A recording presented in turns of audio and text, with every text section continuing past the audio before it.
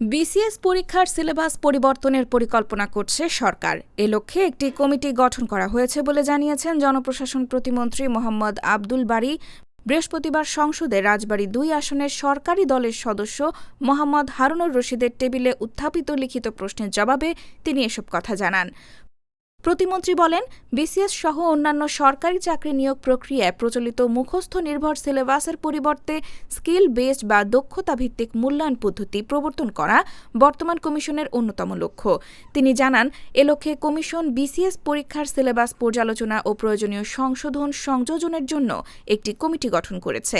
Committee বিভিন্ন দেশের civil service পরীক্ষার সিলেবাস পর্যালোচনা করে সুপারিশ দেবে। মৌখিক পরীক্ষায় পরিবর্তন আনা হচ্ছে জানিয়ে প্রতিমন্ত্রী বলেন, শিগগিরই যোগ্যতাভিত্তিক সাক্ষাৎকার পদ্ধতি চালু করা হবে, যেখানে প্রার্থীর জ্ঞান, দক্ষতা ও মনোভাব মূল্যায়ন করা হবে। তিনি আরও জানান, নিয়োগ প্রক্রিয়ায় দীর্ঘসূত্রতা কমিয়ে ১ বছরের মধ্যে একটি বিসিএস সম্পন্ন করার উদ্যোগ নেওয়া হয়েছে। ৫০তম বিসিএস এর ক্ষেত্রে বিজ্ঞপ্তির সময়ই পরীক্ষার সুনির্দিষ্ট সময়সূচি প্রকাশ করা হয়েছে এবং সে অনুযায়ী প্রিলিমিনারি পরীক্ষার ফল প্রকাশ ও লিখিত পরীক্ষা শুরু হয়েছে।